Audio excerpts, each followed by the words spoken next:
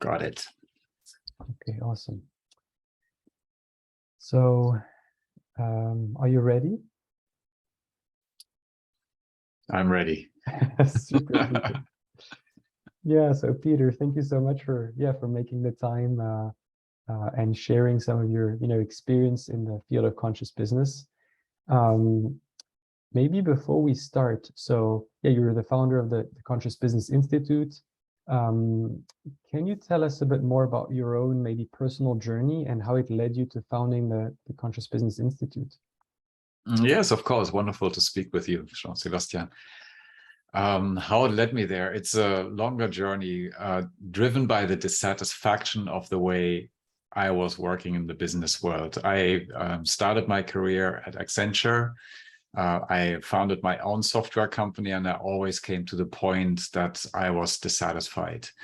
I was always somewhat successful, or quite successful actually, but I always had this inner itch that I couldn't quite reach. There was one moment I remember when I was in Holland with Accenture, and I was waking up in the morning at 7 o'clock, going into the bathroom and looking at myself in the mirror and asking myself, what the hell am I doing here? Is this what I want to do with the rest of my life? And so after that moment, I went back to Munich into the office that I was stationed at with Accenture at that time, and as consulting. And I asked the people around me, how do you feel? And they said, actually, I feel the same way, but well, we need to make money. So I got to suck it up, basically. So throughout the years, I found that the vast majority of people would leave their workplace, would walk right out the door if they found a different way to work money and make money and earn a good living and enjoy what they're doing. They wouldn't even look back.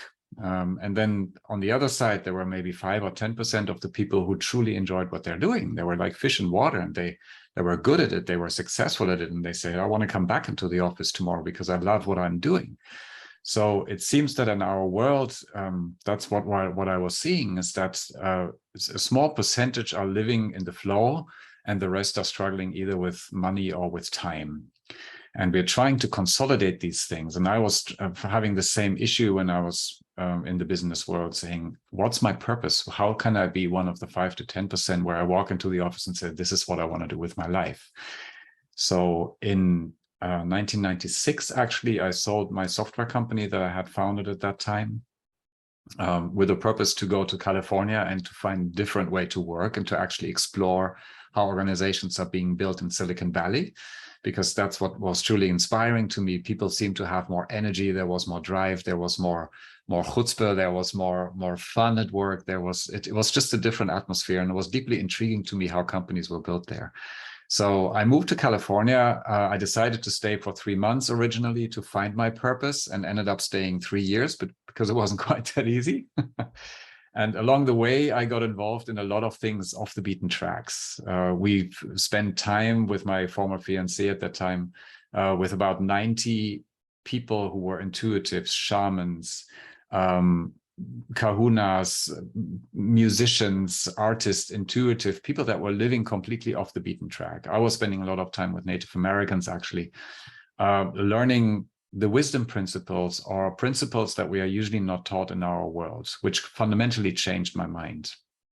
And with that different mindset, I thought we need to bring this into the work world, into our normal world, because it would help people just live better lives and build better businesses. And so I went back to Europe. I got hired by Apex Partners, by one of the big venture capital firms. We had about 10 billion under management at that time, and we were mostly investing in large organizations, but also in startup companies. I was more on the startup side with the purpose of, when we bring money, I can sit on the board, we can build companies in a different way. There, I would have a lot of say, but that didn't quite work out. So about 3-4 years later, about 5 years later, actually, I left the venture capital world and decided, if I want to really find a way to build more inspiring companies, I need to get out of the system. So I left my home country, I left my career, which was going really well at that time. I left my wife at that time because we were going different paths, and I set up shop here in Santa Barbara because I wanted to be back in California, and said, wow, this is bloody awesome. I have a completely green field. I can do everything I want. It was fantastic for a few months. And then I said, holy shit, what am I doing here? And to my surprise, I realized that I was recreating my life in the same exact way that I had before. So although I had every option to do whatever I wanted, I felt the same pressure.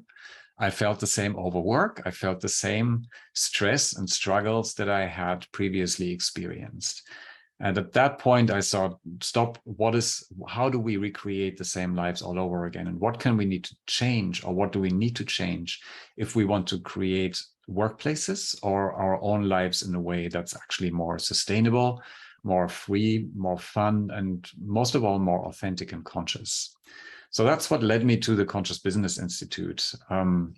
Maybe a last sentence, what actually got me to the Conscious Business Institute was an insight on a plane that I had when I was doing a workshop in New York, and I flew back and I was sitting on the plane at 6 o'clock in the morning. And I got this insight about Conscious Business Institute, which appeared in front of my eyes. And I said, what is this? I never heard the word before. I was wide awake at 6 o'clock in the morning. And I said, that's what I want to do with my life. And so that's how it all started. Wow, what a journey. And I love that you have so much, experience at a high level, like executive level, so that you really get the business world, but you also know the more like off the beaten, alternative, intuitive / spiritual path that, some people have, and that some people from the business world discover, when they're having a midlife crisis or whatever. And unfortunately, the situation that you describe is all too common, of people who are feeling purposeless, and they feel that their job is sucking their soul. So it's great that you have this experience, so you can share with them, ways and tools to, to find better ways of working in the world. So could you tell us a little bit about what are your activities at the Conscious Business Institute and what the CBI does? Yeah, what we do, I mean, that's a whole story in itself, because when we started, I had no idea what Conscious Business Institute was. That was in 2005. So we had to define it first. And then I thought, well, let's bring a few people together and with a little more switched on mindset and go into organizations. And that didn't work for some reason, because the same issues in companies persisted. It was overselling, there were money issues, people were out of integrity, and I said, this is not the approach. So I pulled the plug and I really sat back down, retreated for about 9 months, and came up with these approaches that we have in the Conscious Business Institute. And so what we are creating, which might be the unique thing, is a system to move individuals from A to B, or to move companies from where they are to where they want to go. Many people speak about wanting to transform, or wanting to change, or wanting to create a more inspiring and better life. But what's missing is a structured pathway to get there. We can go to yoga retreats, we can go to all kinds of other things, or we can meditate every morning. But when we go into the same system on Monday morning, nothing changes. So there's this dilemma of how can we make the system change possible, and how can we make it measurable? So when we have an organization, we know exactly how much money is in the bank, down to the penny. We know exactly how many people are employed. We know exactly how much product is in stock. We know exactly how many customers we have, but we have no idea what people are thinking and feeling, whether they're already out the door or whether they're still fully engaged. So this entire culture thing, this soft human side, which is really the most important thing as we move forward, and I can speak to that later, is currently not really measurable. And if it's measurable, then what do we do to change that? Because it's not just click, it's changing like you do the financial stuff. So what we are creating is a whole system where organizations can measure where they stand in a real-time basis, and then they can use our programs and whatever we provide for them, might be short programs or workshops or whatever our approach is, in order to make a meaningful transition that's measurable, that's working, that's scalable up to an organization of 100,000 people, for example. And could you give us to make it more real, could you give us let's say a success story, just to give us a more tangible example of, how your system worked and how it helped, create that transformation? Yeah, I'll give you one. It was a subsidiary of a global organization with about 450 people, a country organization. And the CEO, which we worked with at the mothership at some time with some workshops before, she said, I want to bring this into my organization.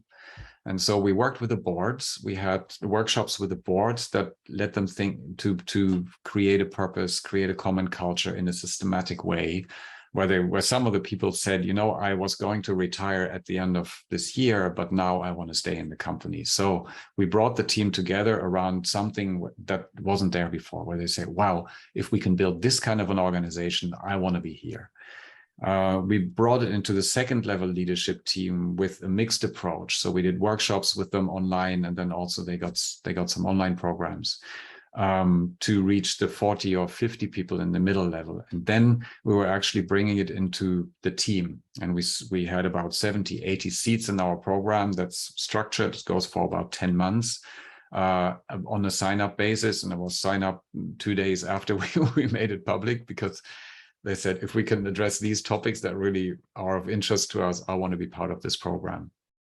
And we led them through our structured approach with some workshops, kickoff workshops in between about purpose, and the concluding workshops with the entire board together.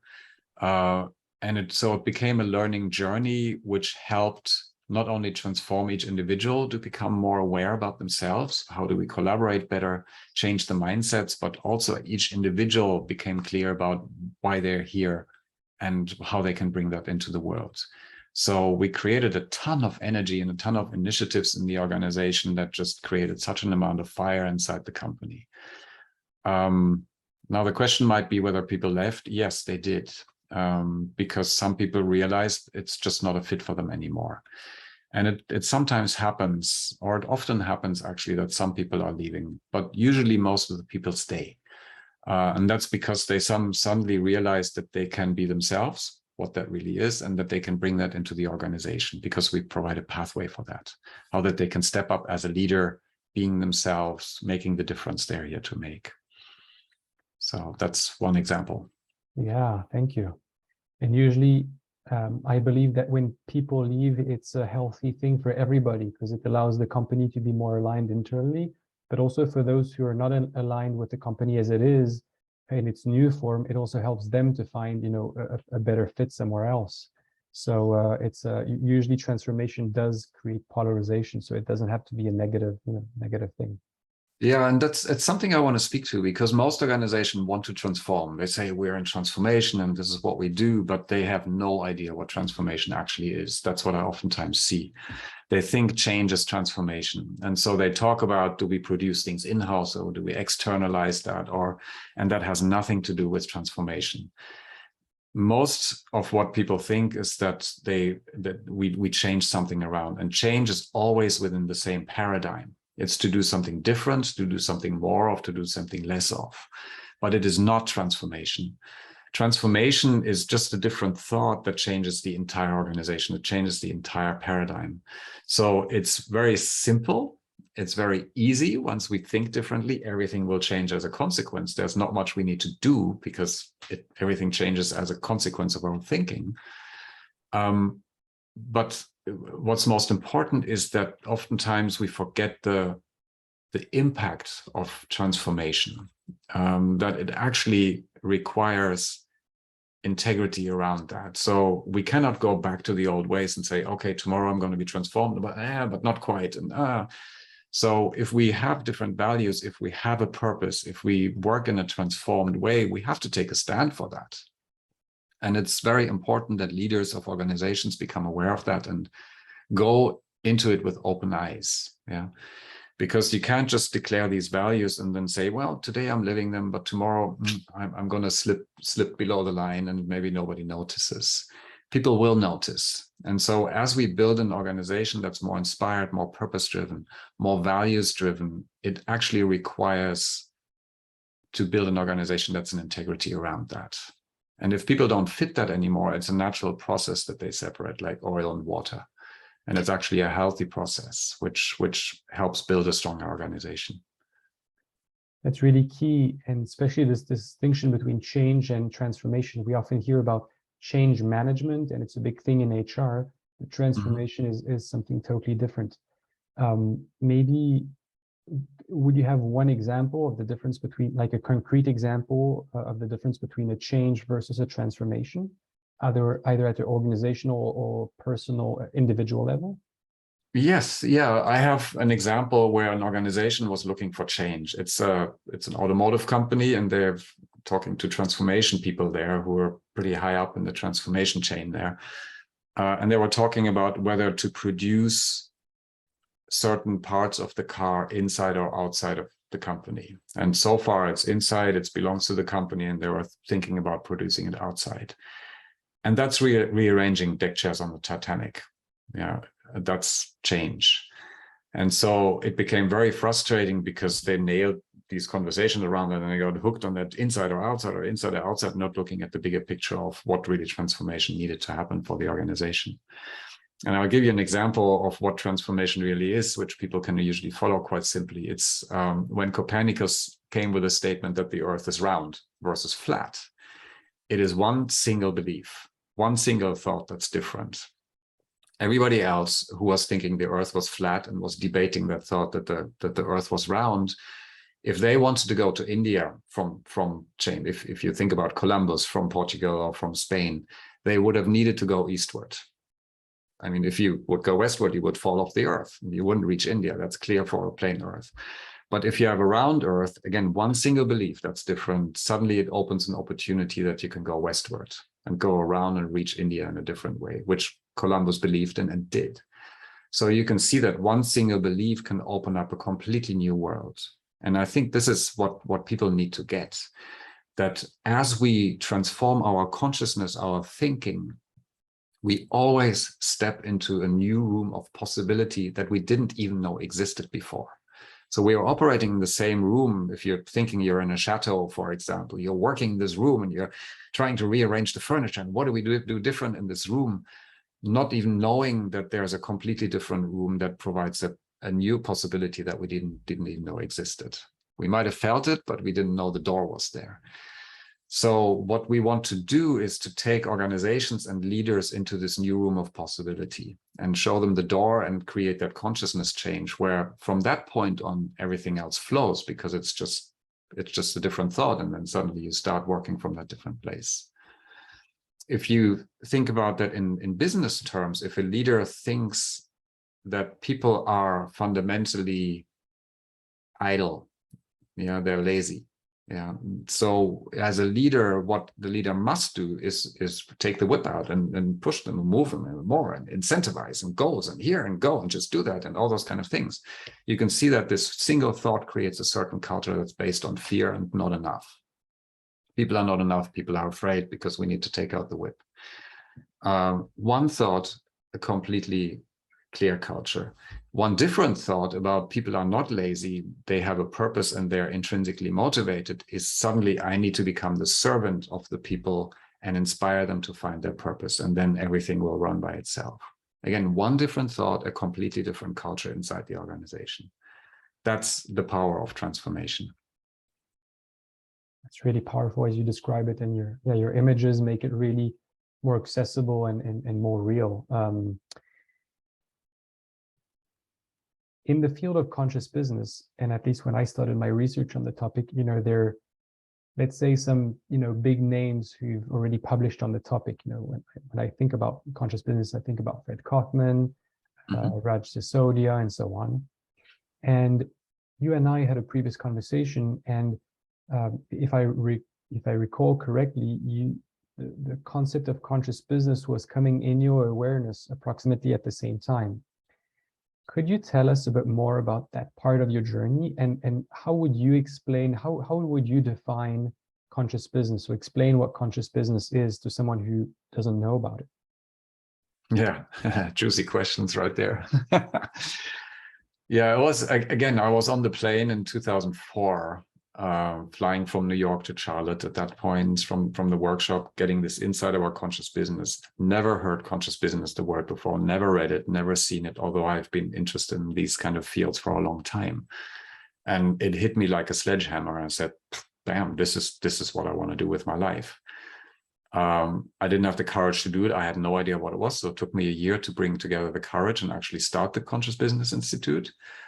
And And at the same time that I did, I think a year later or so, I saw that Fred Kaufman released a book about conscious business. So there's a synchronicity here that it might be something more than just two people getting the same message.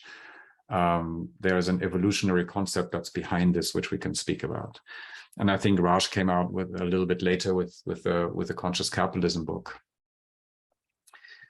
So what is conscious business? That's a big question, because it might not even be answered in the world out there.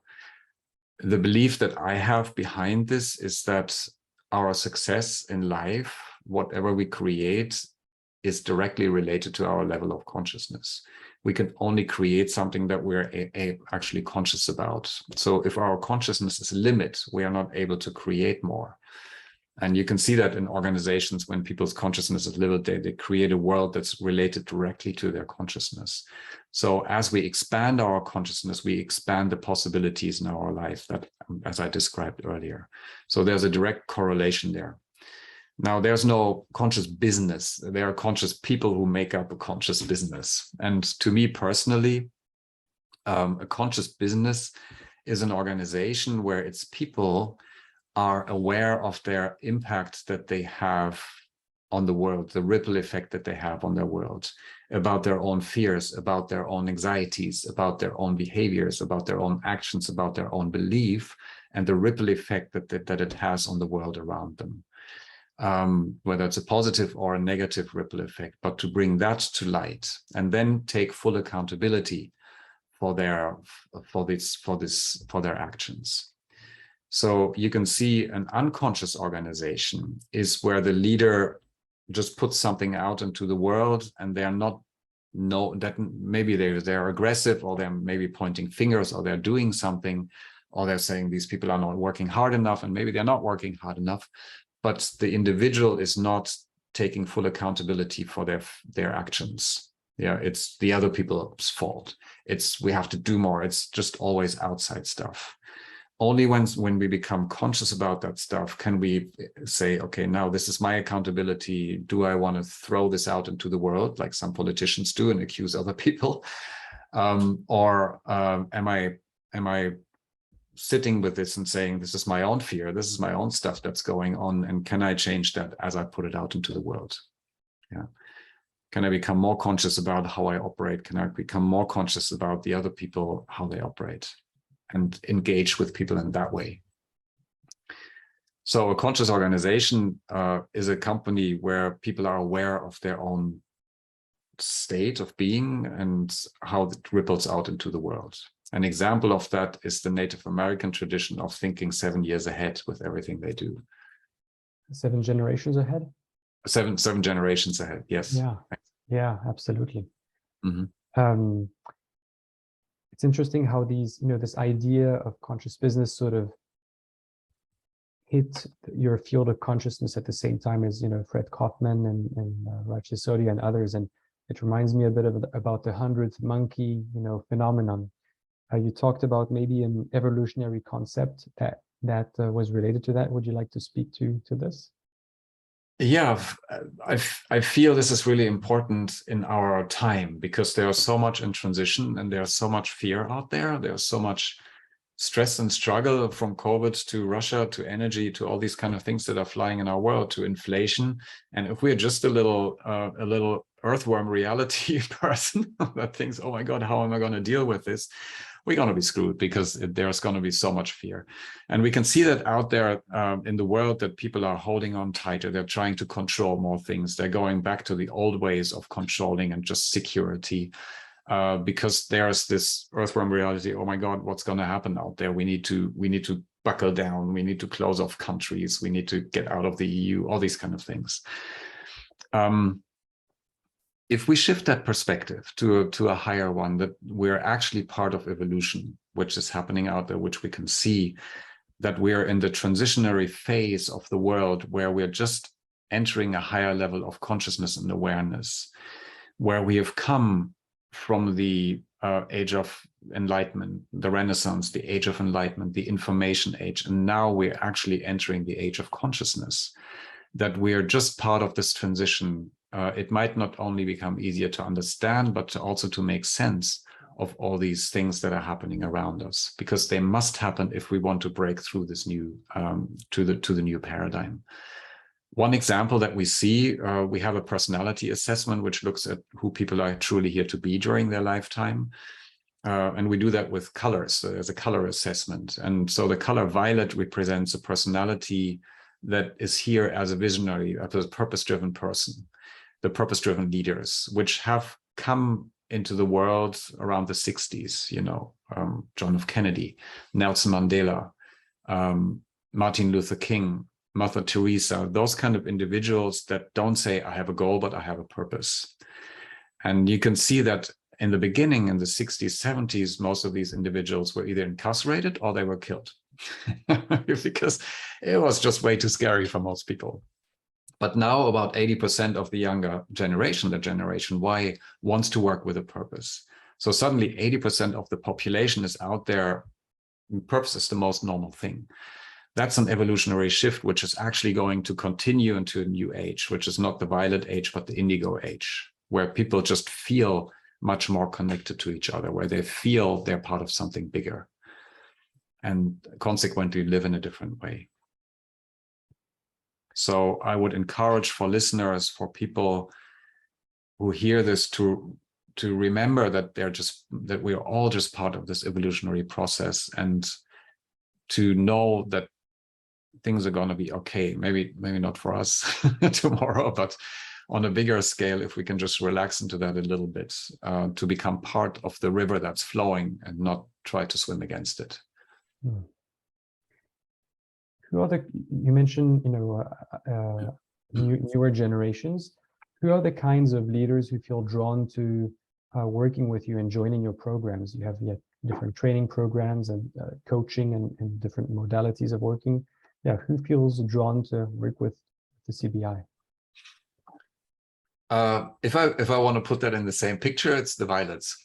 You know, people who know there is something bigger out there, who see what's happening in the world, and they have different personality colors too. They can be a banking executive, or they can do other things as well, or a research person. But they all have this violet component where they say something needs to change, and they know what can change. And every one of them feels this itch that they can't quite reach. The itch that there must be more, there must be a better way. What's my tribe? How can I engage into life, into work in a way that's a little deeper, a little more fulfilling, a little more purposeful? So it's somebody at any place, like an executive from a large organization that sent me an email, Peter, I so need to find out what I'm here to do in my life. Again, super successful, super fully in life. There's nothing that's lacking for this particular lady. And she writes an email, I so need to find out what I want to do with my life. Or another person from Germany, a friend who has an executive position. He's on the board of an organization, and he says, Peter, I can't tell you how often I'm thinking where I'm super successful, but what else? Does this really make sense here? Yeah, so we all feel this kind of an itch, and those are the ones that explore further and come to us.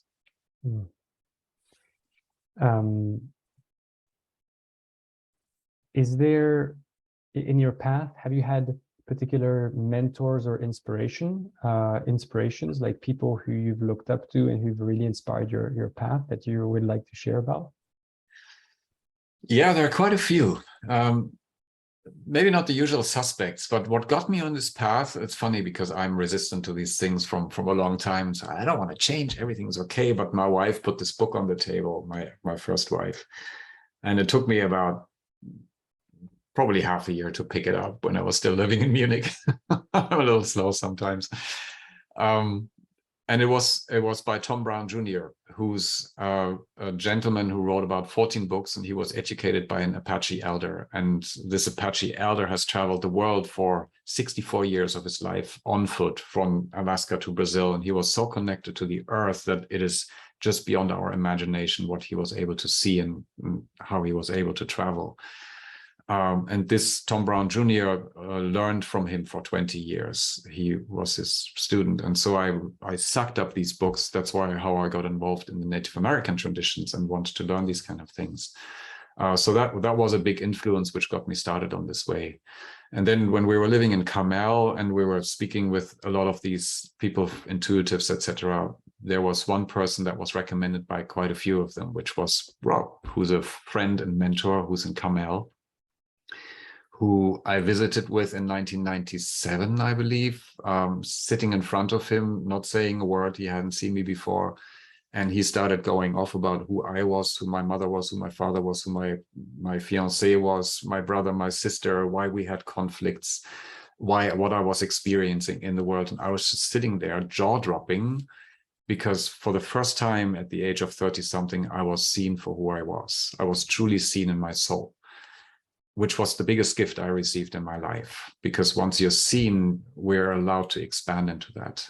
So he saw my soul, who I was here to be during this lifetime. And with that, he gave me permission to be that. He said, this is possible, basically, by just showing me that. And so that was the time when I started my transition from the traditional world, and was courageous enough to take the steps. Wow. And that's a true transformation. There's no going back afterwards. There's no going back. No, you can't unsee that. Yeah, you can't unknow what you know, and you can't unsee what you've seen. Yeah, that's maybe for companies, that's really important, because when we do trainings, we oftentimes, I mean, I've done tons of leadership trainings before I did this. And oftentimes people get inspired and they get all pumped up and they learn something, but oftentimes they go back to the same principle on Monday morning and nothing will change. So again, this is why conscious business is so powerful. We make people see something that's possible, which cannot be unseen. So once people go through our programs, there's usually a sustainability in these programs that says now things are really transforming because people cannot unsee what they have seen. So super exciting, at least for me. And maybe for people who are watching, and especially younger people, who might look up to you as an example and a role model. I'm just curious about one thing. Have you always been sort of spiritual and open to things, or was there a period in your life where you were more like a lot of executives who are more like materialistic and who don't believe, because you're describing a mentor who was basically, a psychic, from what I understand, who could read you without you explaining anything about yourself. So, and your consciousness is open to, many things that many people might not believe in. So have you always been that way, or was there a moment where you weren't aware of these realities before in the past? Yeah, I mean, I've been brought up in a way that we went to church every once in a while. My mom's father was a Protestant priest, and so she got us into church, but there was never like, we need to go to church. No, nothing like that. It's just like, okay, it's Christmas, let's go to church. So it was just a normal part of our culture. My mom was quite intuitive, but not spiritual. So she had a good connection to the God, as she said it. But it was never made a thing. But I was always curious. I think that was the difference. I was always open. I investigated religions. I couldn't flow with the religions. Like, I looked at the Catholic religions and I said, just something was off for me, honestly. And then when I went to California, there were all these experiences with the Native Americans, which just resonated with me. And so I was always open to investigate new things. And then I just found the truth in that. And that's how I think developed my spirituality. So I think what's necessary is an openness to and curiosity, which if leaders don't have that, I mean, good luck. You can, especially in our world. And can you, just for reference, what was the title of the book by Tom Brown Jr. that your wife gave you to read, the first one that you read? It was called Grandfather. Grandfather, okay. Yeah, and it's a really, really cool book. Okay, lovely. Okay, thank you. These things. Mm-hmm. Another question, as we're coming towards the end of our interview, maybe is there one current project that really excites you, that you feel really excited about? Yeah, there are a couple of projects. First of all, we have our master program, which is a program that really is the most comprehensive and structured program in the conscious business field. We're launching that once a year, and it's just super touching because we go through this program with the people, and it's just absolutely amazing what we create through this program. So that's always inspiring to do that together with individuals. The second thing is that we're launching a few programs that are smaller, but with larger organizations in terms of reach. So they're 2, 3, 4 million of users. And so we make that available to a broader audience, which is really cool. And the third thing is actually the launch of our real-time culture assessment, the platform that allows companies to measure in real time with a dashboard where their company stands, basically on a weekly or daily basis, what their people really think and feel. And to get notified, like our people in Australia, the females are dissatisfied, we need to do something about that. So to make those things transparent, we're just piloting that. So that's exciting for me. Awesome. Wow. There's been some journey between, from the time that you had that thought in the plane and didn't really know what to do about it, and then now where you're, having a very successful master program, having these, this outreach to 3 to 4 million people, and having this real-time culture assessment tool, for companies to monitor this live. Yes, Jean-Sébastien, thanks for reminding me, because when you're in the journey, sometimes it's just it's hard. It's always too slow. I'm always just not seeing the big picture of how much actually changed. And sometimes when we go our authentic path, it's not easy. We're like, holy cow, where is this leading? And I've been there. I've had struggles many times where I thought, oh my God, am I wasting my time? So thanks for the reminder. I really appreciate it today. You're welcome. Is there one thing that you haven't shared you'd love to share with with viewers and listeners that we haven't covered in our conversation? No, maybe just when you feel there's an itch, and many people feel it and they don't quite know how to go about it, and they let it sit, and then it's 10 years gone past. I encourage you to follow this itch and to trust it. And if there's something off where you say, oh, I need more fulfillment, something's not working in my relationship, I want to work in a more fulfilling way, to not put it to the wayside, but to actually pick up the phone and call someone and say, okay, now can I explore that? Because it's not going to go away. And you can wait for 10 years, or you can do whatever you want with it. But it's the path to authenticity is not an easy one. So we just need some people to walk with us. But once we go there, it's nothing like it. So have the courage, pick up the phone to someone that you trust. Awesome. Well, thank you so much, Peter. Yeah, thank you for opening your experience, sharing about your story, and sharing your insights about conscious business and the transformational work that can await leaders and organizations who are willing to take this step. Yeah, thank you so much. Yeah, thanks for the opportunity. You can feel that I'm passionate about it, even after 20 years of doing it. Thank you. Yeah, till next time. Mm-hmm. Bye. Bye.